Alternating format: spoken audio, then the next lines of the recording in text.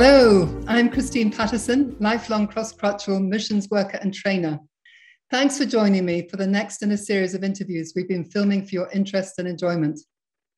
You can subscribe to receive these month by month, either in video format or by podcast on any of the major platforms, or just go to the website and browse when you wish, using the links below. And while you're there, we invite you to browse through all the content we've produced to serve the missions community.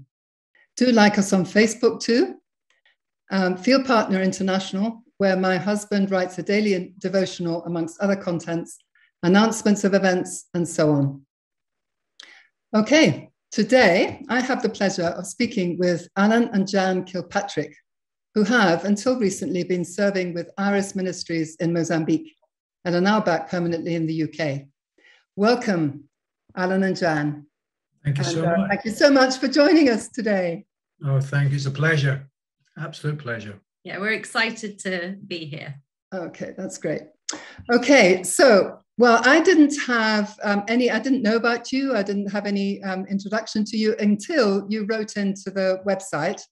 And I loved your comment and the statement of where you are at in your journey right now. And I wrote back to you and that's how we connected. So, okay, well, why don't you tell us about your backgrounds, first of all, how you came to faith, where you grew up, anything that comes to mind. I was born and raised on the mission field in Kenya. So my parents went out in the early 60s on a boat from the UK, from England, out to Africa. And they lived there for 14 years. So I was born and raised there and lived there till I was 10. And then I came back to the UK. So I come from a rich heritage from my parents of mission and heart for the nations. So I kind of think it's in my DNA. Likewise, yeah. So that's I came to faith as a little child, really, sitting on my dad's knee, I think when I was about 5, wow. Praying a prayer. But then, as some of us do in our teenagers, I went away, I drifted away. Mm-hmm. And when I was 21, the Lord really pursued me. And I just came straight back into his arms. I never felt so loved. I never felt so valued. And I never felt so cared for. And I remember praying the prayer, Lord, I will go anywhere and do anything, but I'm just not sure I want to go back to Africa. Yeah, be careful what you pray. I'm so thankful I did, though. So that was kind of my journey of faith. And then when I traveled a bit, I traveled quite a lot because that's my passion.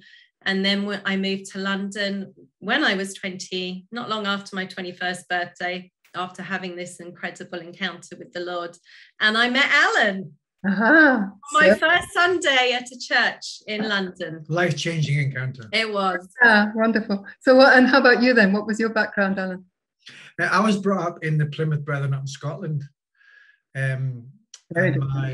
My parents ended up becoming full-time Christian workers for an organisation called Gospel Literature Outreach. And it was quite radical at the time. This was in the 70s. And they founded a Christian bookshop up there and a Christian centre. And my childhood was consisted of being taken over to Italy mainly with young people, and would go over to Italy for a couple of months with a whole thousands of leaflets that my dad had printed in Italian, and we would give it out in the streets in Rome and Naples and Pescara and Milan and Turin and Valle d'Aosta, and that's where my childhood. So in a sense, mission was part of who I was as well. And in 1980, my parents became pastors of a church in Dorset. Oh. So we all moved. So I've been in England since then. Tried to hold on to the accent. I'm getting. You've done well. Done well. Yeah.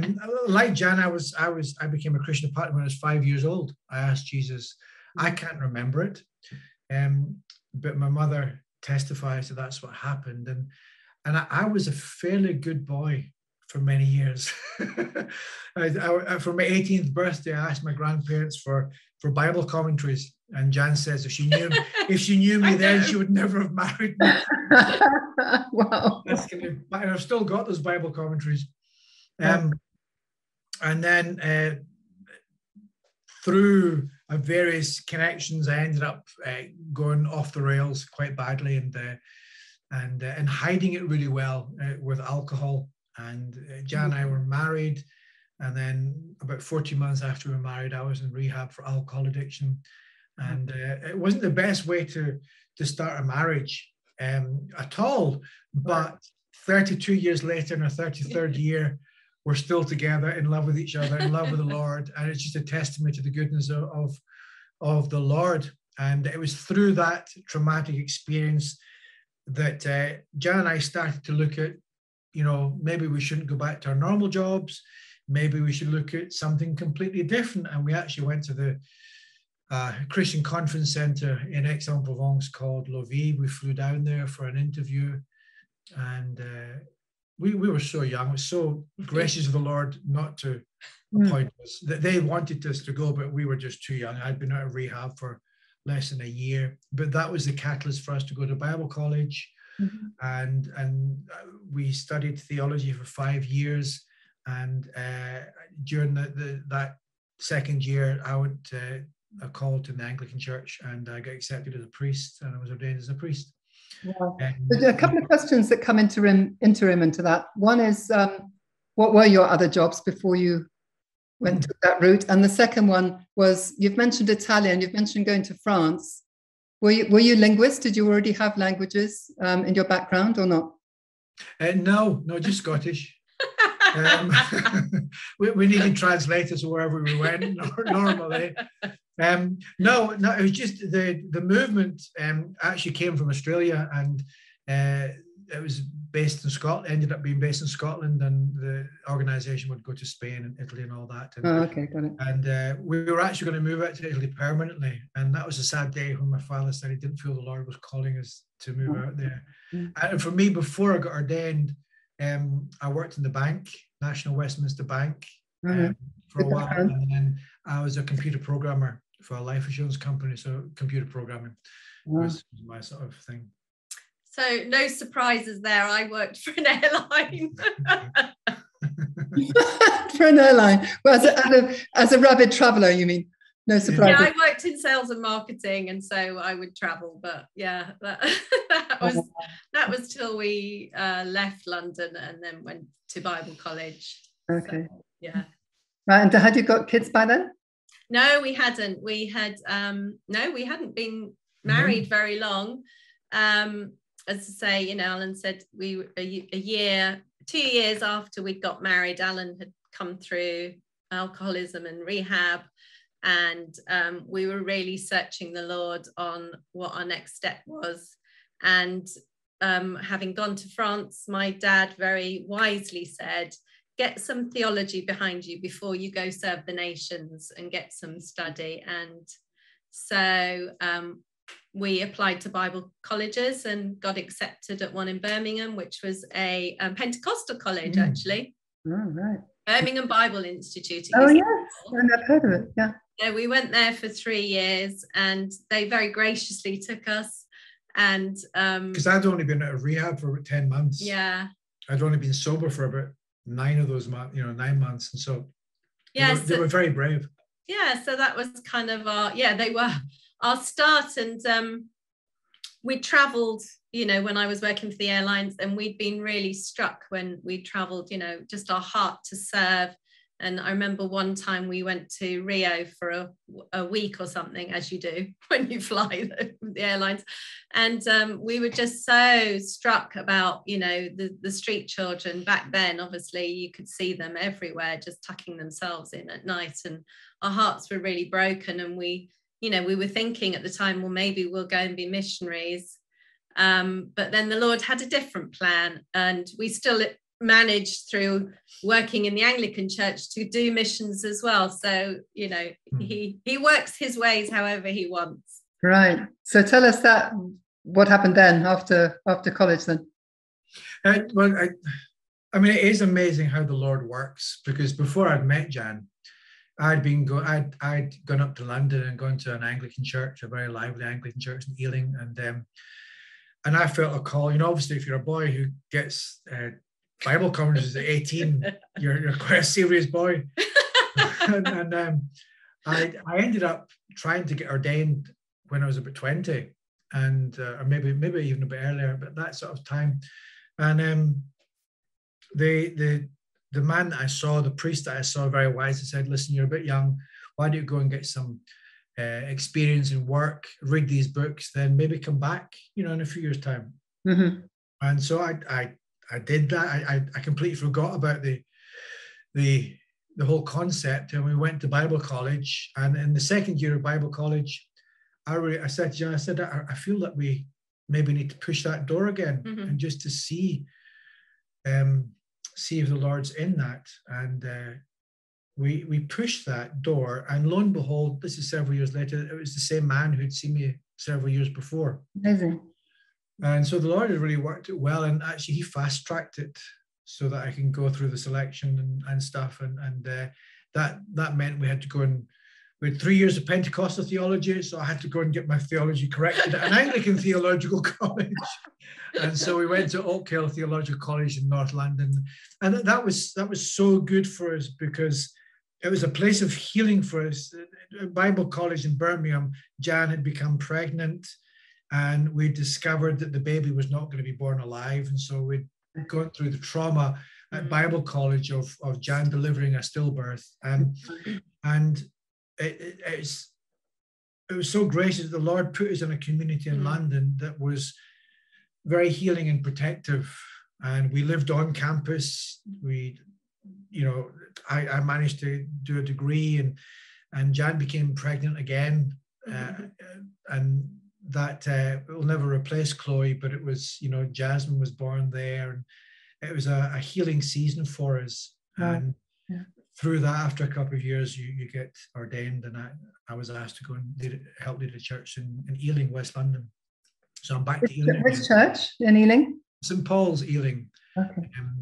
An organisation called New Wine is based there, and so it was fun to go and be part of that and be part of New Wine at the same time. And we were there for 5 years. Mm-hmm. And how many children do we have? We had 4 children. Four children there. We were very busy. How was that good? 4 children in 5 years. My goodness. Yeah. Yes, yeah. I had 5 under, 7 and under, because we had twins. Wow. That's even more. You deserve a bigger honour and medal. No. 4. I mean, the separate pregnancies. That many in that shorter time. My goodness. Well done, you. Mutual admiration society. Well, it does say in the Bible to encourage one another. Does. Okay, so right then, after those 5 years at St. Paul's, then where did you go? Oh, it was a really interesting time, because we loved St. Paul's. It was an incredible family. Though you're in London, in a very transient place, in Ealing, a lot of young families moved out of kind of the hubbub of central London. I mean, now it's probably, this was how many 96. years ago? 96. So it was more, a bit more suburbs. And so we had lots of young families in our area, and we had the most incredible time there. But after 5 years, the bishop actually said that we couldn't stay on anymore, as we'd been asked to be associates, and he'd said no, we couldn't be an associate, we had to move on. And that was really heartbreaking, because we had this incredible community that we'd invested in and had invested in us, and the church had grown exponentially. It was just like this really season of favour of the Lord on it. So we were, okay, Lord, we'll look anywhere. We are open. And Alan had the verse in Isaiah, was it a nation, you'll go to a nation that doesn't know you?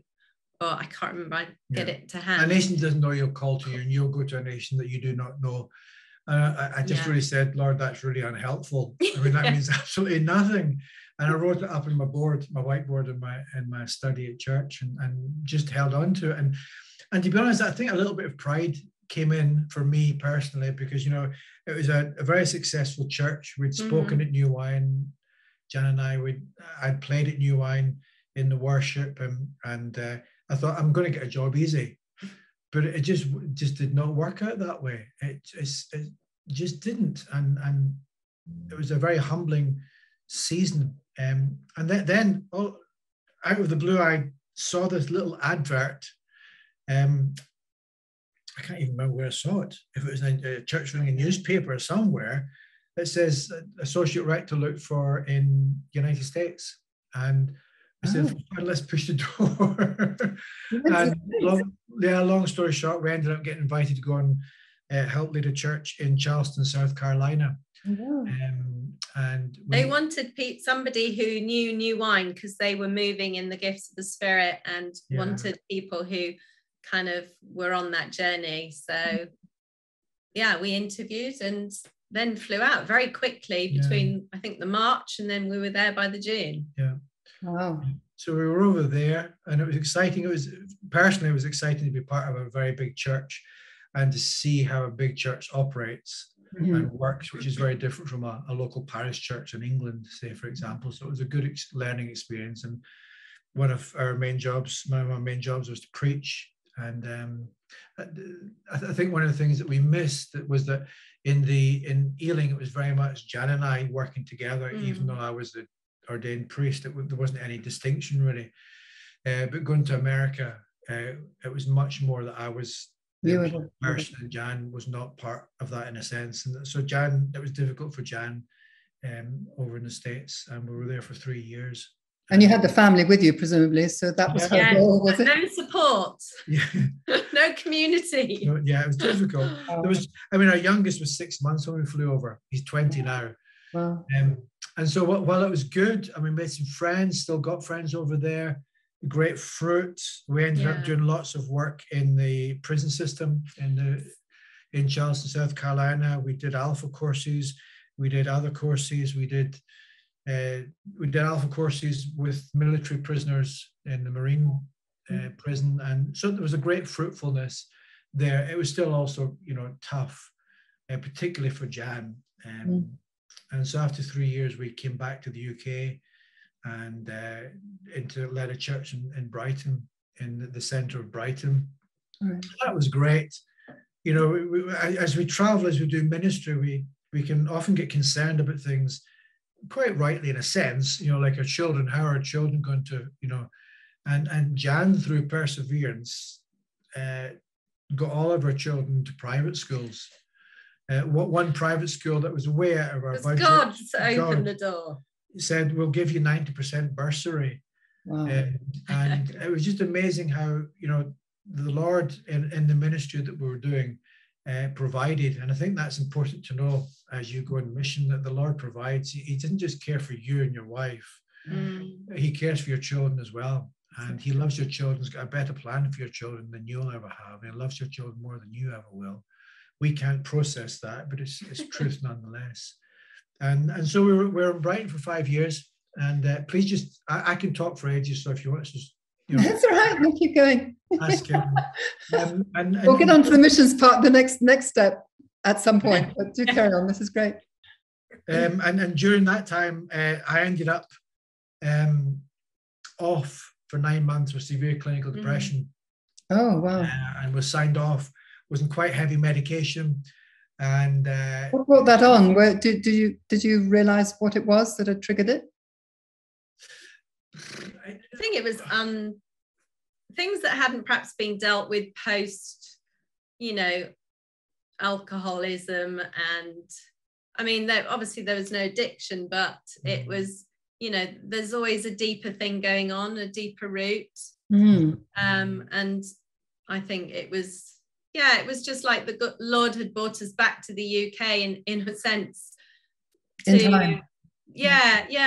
we were surrounded, by family and by friends, and a church that was very incredibly understanding and gracious.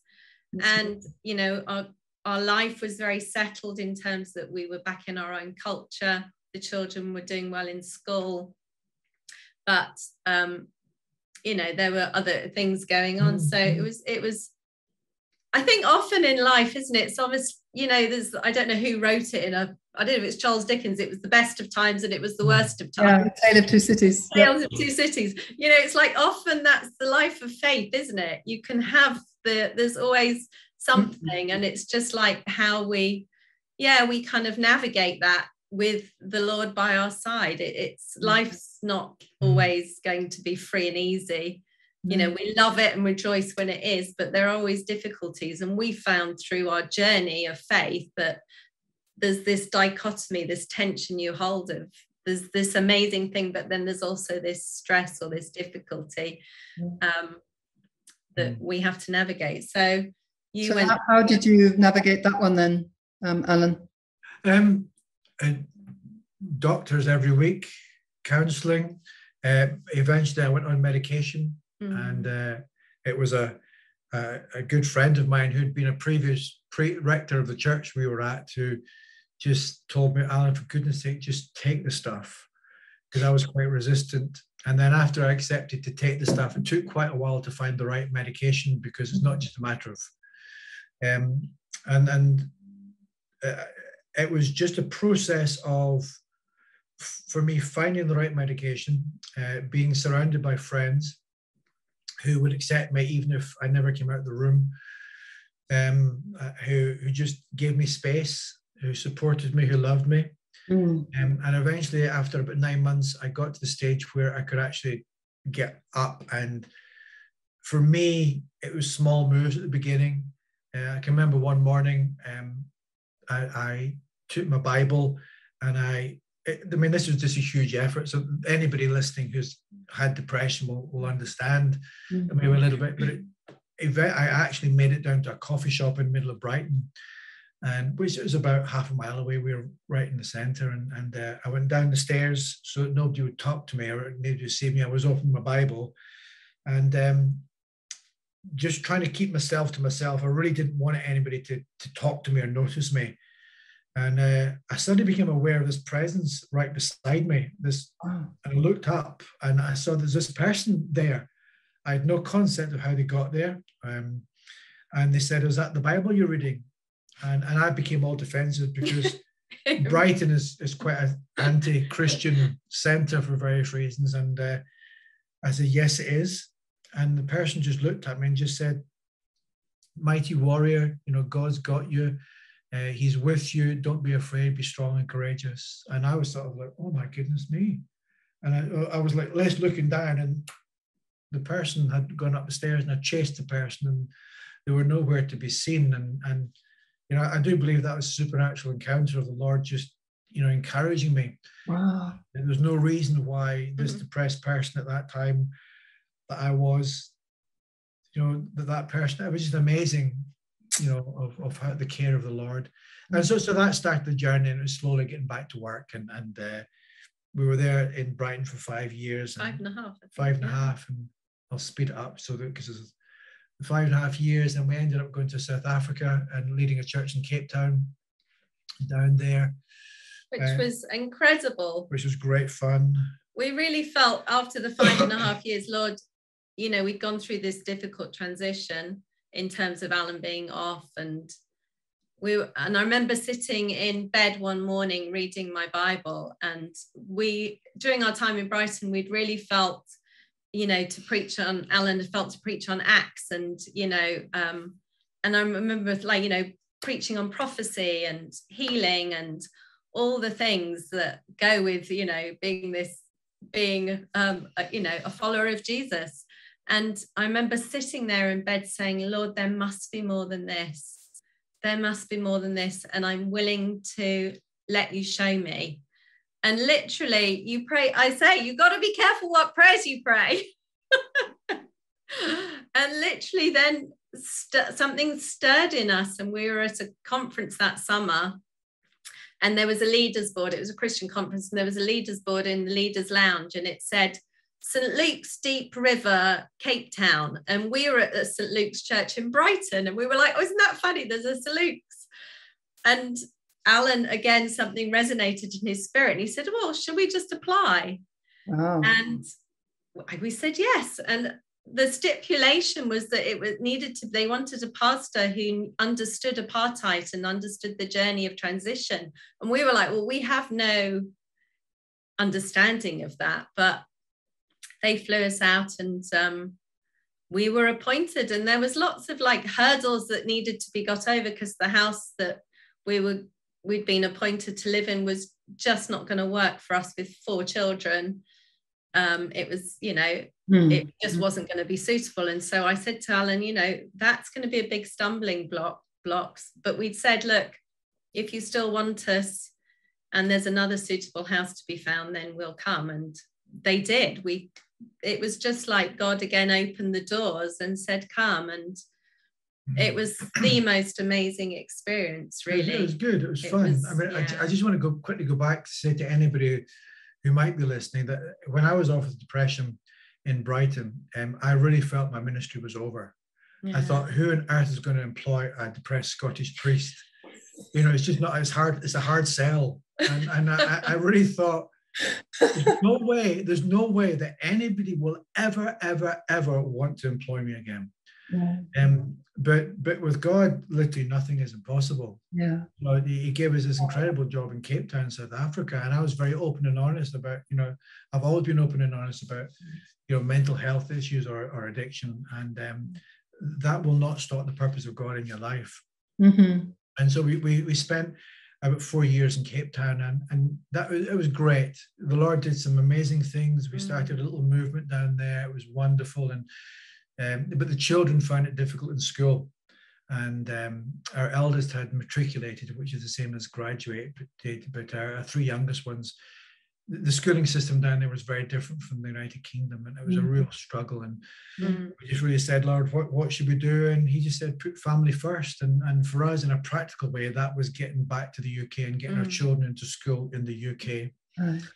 And I contacted 1 or 2 people that I knew, and ended up a bishop that we'd met in Cape Town, who's Bishop of Northern Ireland, was looking for somebody, a couple, to come and lead a church. And so, again, long story short, we ended up going to Northern Ireland. Why on earth that happened, I have no idea, because we had no interest in ever going to Northern Ireland. But it just felt right. And we went to Northern Ireland to lead a church, rector of a church. It was great for the children. It was a challenge. It was an incredible challenge. We had to take a stand to say no to doing something that became, within Northern Ireland, very public in the newspapers.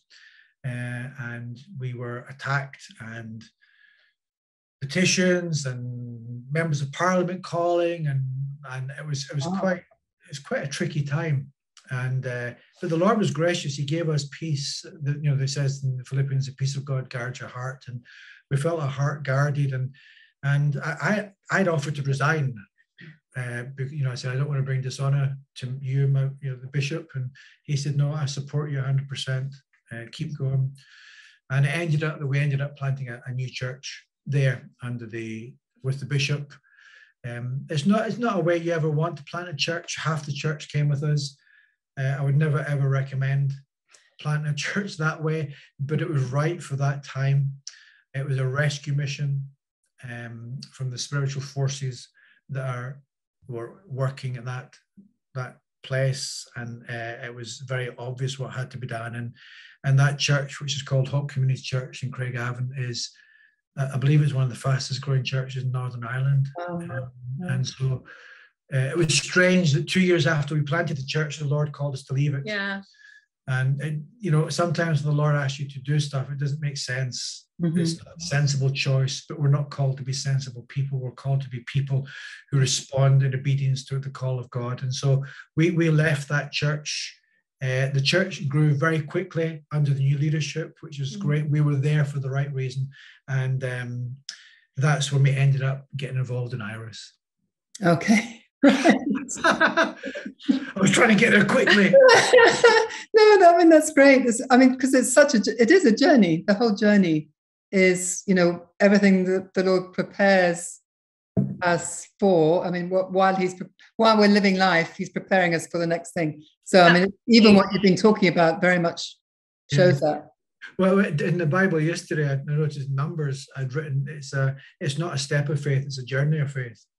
And I can't remember the chapter of Numbers. It lists all the places that the people of Israel camped in the desert, and it's 41 places. They moved 41 times. I said to Alan, please, Lord, I don't want to move 41 times. In that journey, and they, every year. Oh, that's so good. Somewhere different. And it's not just one step of faith, it's a journey of faith made up of lots of different steps that take you to the place where you are at the moment. Okay, so how did you hear about Iris, and how did you then get involved going there? And what did you do when you got there? So Alan's mum and dad have been involved with Iris since the 90s, early 90s, when Heidi and Roland were in Maputo, in the capital of Mozambique. Okay. They had connected with her, I don't know how, maybe at I know. Toronto, it was Toronto, when the Toronto Blessing, when the outpouring, and they were there the same time that Heidi was there, and I think they kind of met. When Heidi was met with by the Lord, or was it when? Yes, well, maybe just afterwards. Oh, yeah, around then. It was the early 90s anyway. No, 94. Oh, 94, yeah. Almost, yeah. Well, so they kind of were passionate about Iris. Alan's dad, when he was the pastor in Blandford down in Dorset, he used to run lots of conferences and have back then, I mean, he had Bill Johnson, who nobody had really heard of, but he flew to this little town in Blandford in Dorset to come and speak at it. And he had Heidi. And so kind of the network was there. And so we'd really learnt about Iris through Alan's parents. And obviously being a mission organisation, we were, excited about what they did. And when we were in South Africa, we felt the Lord call us to do a conference, and we asked Heidi to come, and she'd not actually been to Cape Town and done a conference. And so it was big, it was quite big, and a lot of people were very excited. And so we kind of connected with her and met her there. And I then went to a conference in the UK where I met and connected with her. And so that was kind of the start of our friendship with her. And when we were in Northern Ireland, we were involved with a 72-hour worship conference called Open Skies. And so we invited Heidi to come be part of that. And so we've hosted her at various things over the years. And in the last Open Skies in, what year was it? 2017. We had Heidi and Will Hart, who's the CEO of our organisation of Iris. They were both coming to Northern Ireland to speak. And I just feel it was like a God set up. Sometimes you're like, I don't know why this is how it is, but it is. So at that stage, we had felt the Lord call us to leave Hope Community Church. And we were like, okay, Lord. And we knew that he said he wasn't going to show us the next step until we were obedient with our first step of faith. Right. So we knew we had to hand in our resignation. So that meant that we had no home, no finances, no direction. But we knew that really clearly, he spoke so clearly to both of us. And that's, I think, so important in our journey, is that as a married couple, you're always on the same page. And I often play catch up to Alan. The Lord speaks to him and I'm like, well, he's not spoken to me yet. And so there's a time of waiting and me pressing in and praying. And then, we get to the same place. So we'd felt the Lord call us, and we were like, well, this is a great opportunity. We were both in our early 50s. And we were like, well, the world's our oyster. How often do you get that opportunity to, we still had 2 boys with us who were living at home, but it was like, well, we could do anything, virtually, Lord, we could do anything and go anywhere. And it was really, our daughter the year before had gone on their mission school in Mozambique, and she had had the most incredible time, transformational for her. And so, she'd come back absolutely loving it. And this opportunity came. So we thought, oh, well, why don't we go do it? This is a great opportunity, and take the 2 boys, because our journey of faith is always about including our children in that. Right. And, seeing what God does and including them wherever they are in their own journeys. It's like exposing them to what the Lord does and how he provides. And so we went with our 2 children to Mozambique to do the harvest school, which was just meant to be for 2 months, really. 3 months, yeah. But there was a lovely story, because we applied and we knew within 2 months we're going to have nowhere to live, no income. So I was trying to be careful with money and just think, okay, we've got that money. If we're being sensible, trying to be sensible. If we keep that money, then we at least have something for the following months for food. And we actually applied for harvest school, and they very kindly gave us a bursary, but it was going to be still too much. So I responded to harvest school in Pemba and just said, thanks ever so much, but we're not going to be able to come. We'll cancel it. And so when Heidi had come over for Open Skies, we were hosting her in the hotel, and we were with her in the hotel, and she came to us and said, I'm so excited you're coming to harvest school in Pemba. And I said, Heidi, we're not. And she went, why? And I just said one of those crazy things you don't say to Heidi. I said, Heidi, when I added it all up, it just didn't seem sensible. And she looked at me and she said, so you've given up everything, you've given away everything, you've fallen off a cliff, you jumped off a cliff, and now you're trying to be sensible. And at that point, we just said, we looked at each other and went, we're going. So we used all the money we had in savings to buy the flights. She ended up getting us on leadership of staff of harvest school, which meant beautifully we didn't have to pay for the school. We're part of the staff, and we did harvest school twice. We were going to do it 3, not because we were asked to staff twice, and we were going to do it 3 times, but we felt a check in our spirit about that, so we didn't do it the 3rd time. And we traveled up America, as you do. We went to an Irish conference in Florida, and we traveled to America, literally just saying, Lord, we don't know where we're going or what we're doing. Literally, I was driving as well. Because I'd been carjacked in Nelspruit, and thieves had jumped me in the car and taken all my wallet and my driving license and stuff, so I couldn't drive. So Jan drove from Florida up to Toronto. Wow, that's a long way. We came back to the UK. The Lord has just been so miraculously in terms of providing houses for us. Yes. So we've got this house at the moment until the 8th of October. And it was during that time when we're saying, okay, Lord, we don't know what we're going to do. Is it still part of Iris? Or is it something different? I've applied for 20 jobs to become a vicar again, and got one interview, and that interview was cancelled. So my success rate isn't been great. I applied to Lidl, and I tried to become a Tesco delivery driver, and neither of them wanted me. And I was just trying to say, okay, Lord, what do you want us to do? And the opportunity came up to become directors of hospitality in Pemba.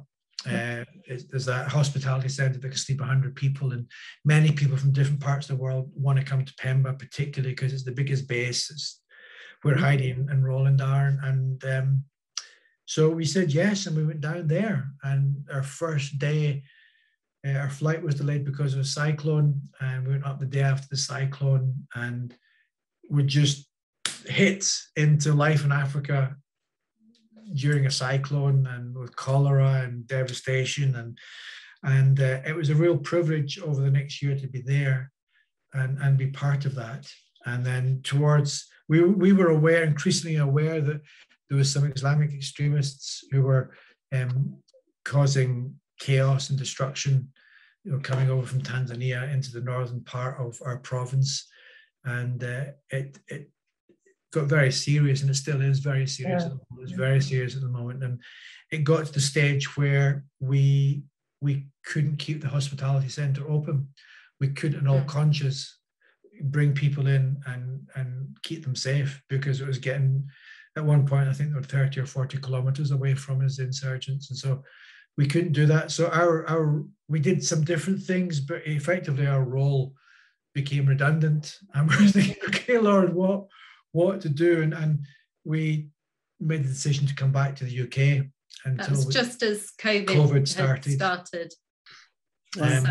And so for the past, since March 2020, we've been in Somerset, and we're grateful. Seeking the Lord for what He has for us for the next step. Yeah. As how we develop Iris UK and also network with other organisations. So now we oversee Irish UK, which sounds very grand because it doesn't really exist at the moment, and we're just really inquiring of the Lord of what it looks like in the UK. And we're also part of the family care team of Irish Global, and we regularly talk to different base leaders, just encourage them, and we know there's more, and so we are, as I said, we have to be at our house on the 8th of October this year, 2021, and we don't know where we're going to live. You've been there before, right? Yeah, we've got. I know, many times. We've got a feeling we're going to have to give away all our goods again. Which if we do have to do that, we do that willingly and gladly. And if we just have to sleep in one room in somebody's house, then you might do it more willingly and gladly than I at the moment. I'll give most things apart from my books, we just really, truly, we don't know. We're in the hands of the Lord, and it can be difficult. And there's times when we're full of faith, and there's times when we're not so full of faith. And I'm always struck in the Romans 4 when it talks about, Abraham, you literally couldn't see, they were old, they're almost as good as dead, I think, the Bible says. But it intrigues me, it says that Abraham's faith grew. Right. And so I know that it's possible to grow your faith even in difficult times, and I want to learn how to grow my faith in difficult times. And I suppose the only way that we're going to learn to do that is to embrace the difficult times that come our way, and see how we can grow our faith and be an inspiration to our children, particularly to the next generation, and our grandchildren. We've got one granddaughter, we've got another grandchild in the way, and we want to be a spiritual inspiration to our children. Amazing. And grandchildren more than anything else. If other people get inspired, fantastic, but for us it's about our children and our grandchildren and our great-grandchildren, that we leave a legacy that will just every single one would follow Jesus. That's fantastic. Thank you. Well, just before we finish then, so what would be your vision for this thing that isn't yet, that is coming? Just can you spell it out in a few words, what your vision and heart would be? How can we get behind you to pray for it? I felt the Lord a few weeks ago, interesting, before we even knew the house was selling, I felt the Lord say, don't pray for the house, pray for the next step. And we've been really feeling that the Lord is going to open a door into the next. Now, I know that's not, we can't put, it's like a coat hanger without coats on, but it's like, we don't know what it looks like, but we feel that we want to raise up the next generation in missions, for a heart for missions, but not just abroad, but also here, because now, we've got thousands of refugees coming into the UK. We want to be equipped to the missions on our doorstep, not just cross-culturally, but also within our culture, and but also to just impart and infuse enthusiasm into the next generation for the gospel to go to the ends of the world. You grew up. I grew up in Scotland. Every week here, something called the Hamilton Missionary Fellowship, and it grew from a little group in a house to over 100 young people just coming each week to hear a missionary speak and worship together and pray for the countries. And that's part of our heart, is to first of all gather the coals. We need to encourage one another, especially as we feel the church in the UK is in transition. We need to be examples of fiery ones and gather the coals together. We want to, as Jan said, raise up awareness and equipping for mission abroad and home. And we're not quite sure how technically to make that happen, but we know that's what our heart is. And we also want to partner with our organizations. That's something that we don't feel we want to do this alone. Just as Irish, we want it in the UK, with like FieldPartners International and other organizations. We're really keen to partner. We don't know what that looks like. That was the thing that resonated between us when we just had that earlier conversation, wasn't it? Just a real sense of, we're on the same page here. It's wonderful. Yeah, and we don't know how to do it. No, neither do we, but I think if the heart's there and our spirit's open to the Holy Spirit, he'll show us in time, and it's going to be glorious. It's going to be beautiful. And Jan's trying to be a counselor as well. I've written 4 little children's books, and I'm writing some other books now. And so there's other little things that we're investigating as we go on this journey together. Okay. Well, thank you guys so much. That was just wonderful. A lot of food for thought. We seem to talk such a lot. We're very old. We've got a lot. People will probably fast forward a lot of it. No. I mean, that's the point. It's hearing someone's story and getting inspiration. And for me, what you were saying about the life of faith and what you were saying about it being a journey. I mean, right there, a lot of people would stop at one of those places in the wilderness and think, well, this is all there is. Yeah. Which is what two of the tribes did. And so on. But two of the tribes stopped short on the other side of the river Jordan, right. And didn't go into they were so close to entering what all God had promised. And I think we don't want people to do that. No. We don't want people just to stop short. There's a swimmer who was swimming over in America, and this is in like 30s or 40s, and she was swimming in fog. I need to find the story again. Swimming in fog, and she gave up after 15 hours swimming to find out she's only a few hundred feet away from the shore.